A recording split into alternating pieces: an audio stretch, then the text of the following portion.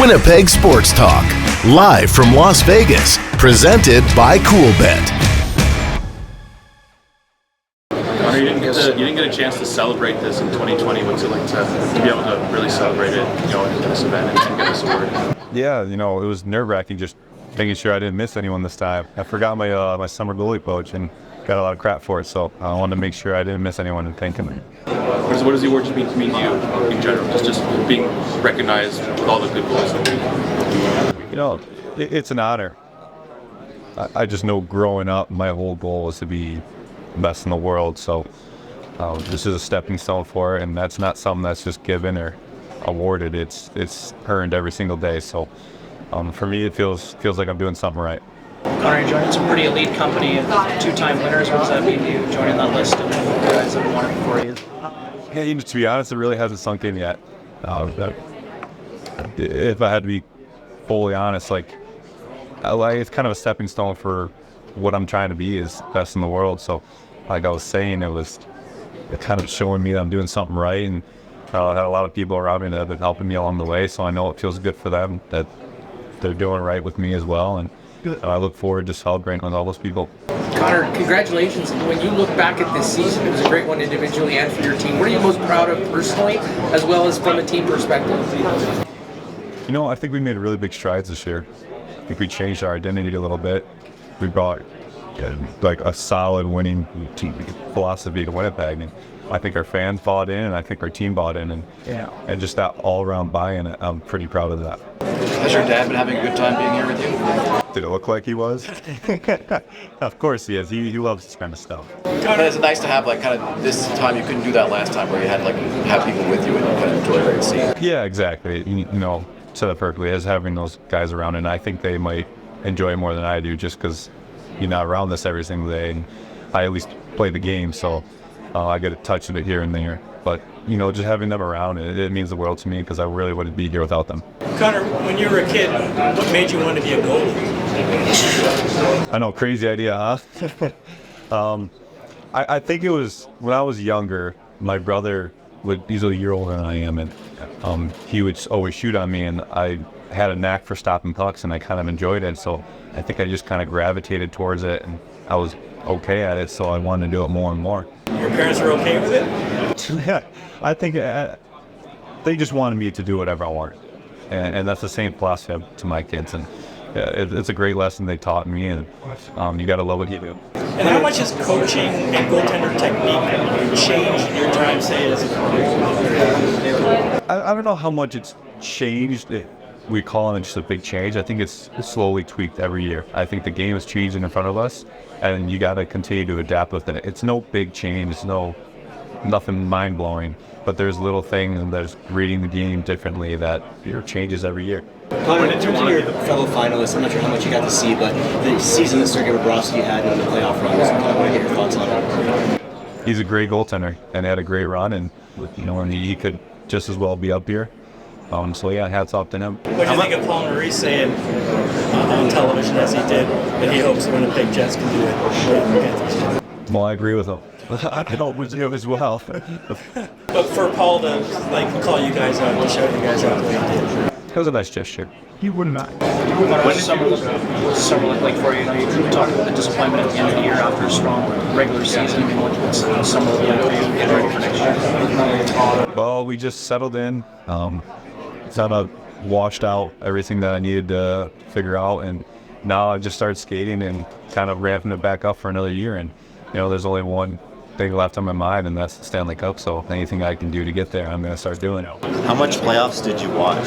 Do you watch after you're out? Well, having two kids, 2 and younger, is kind of hard to get a children's movie off the TV. But I kept good tabs, and I would watch a game here and there. So sometimes it's heartbreaking because you're not in it, and it looks extremely fun, and I want to be part of that. But on the other hand, it's just seeing guys achieve their dreams, so it's pretty cool.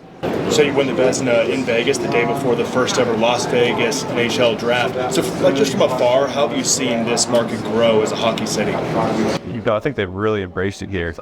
You can tell when we come to play here, and they have an amazing atmosphere, and the fans are so loud, and they've really embraced it here. So it's great for the league, and it's great for the game.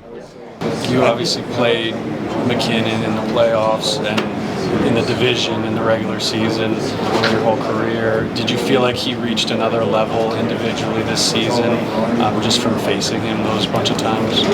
Yeah, I mean, the awards should speak for themselves. He is a phenomenal player, and he does have a strong hold on the game, and I think he continues to get better, and that's what you want to see out of your elite guys. How badly do you want to represent the U.S. I haven't really put any thought into that. That time will come when I will start thinking about that, but I think what's next? The Four Nations is coming up this year, so I think that's first on the list, and I'd really love to be on the roster, and if I am, I'll be honored. You mentioned wanting to be the best goalie in the world. When did that come? Was that before the NHL, or when you were in, you thought, okay, now that's my new goal? I think that work ethic came around my junior year of high school. Right.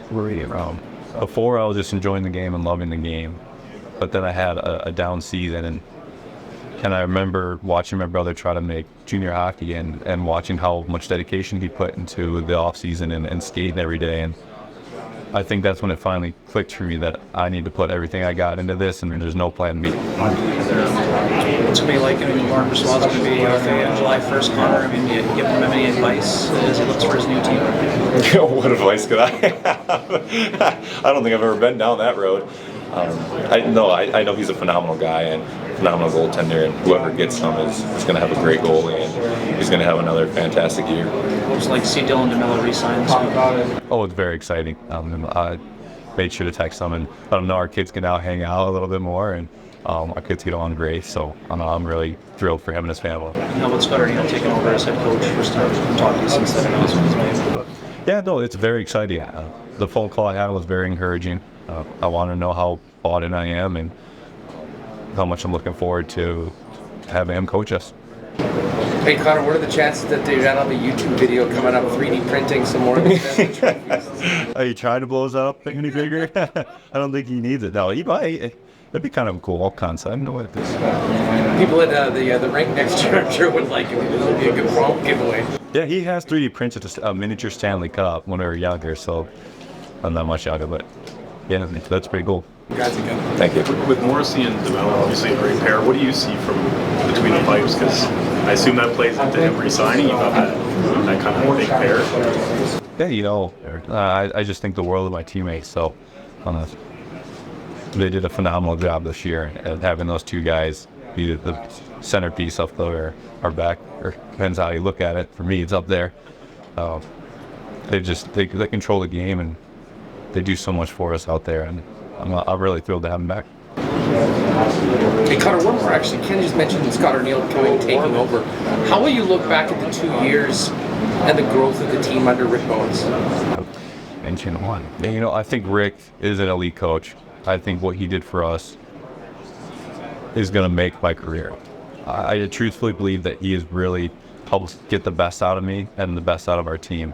And I hope, and I know Arnie is aligned with a lot of the things that he says and has done for us. So I'm really excited about the future, but Rick has done a phenomenal job with the guys in our room, and I just think the most of them. As a player, how hard was it to vote for the Lindsay this particular year, and what was it like to face McKinnon this year? He's an elite player.